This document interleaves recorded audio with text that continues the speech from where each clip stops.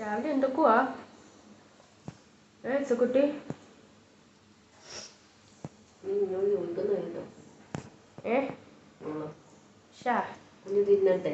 എന്തോ ടിന്നെ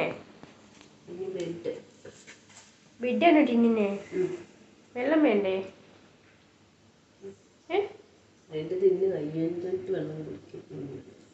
ബെഡിന്റെ സൈഡ് തിന്നത്തില്ലേ?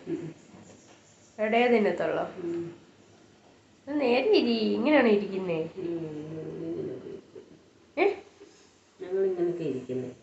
ഇത് കിടക്കുവാണോ ഇരിക്കുവാണോ?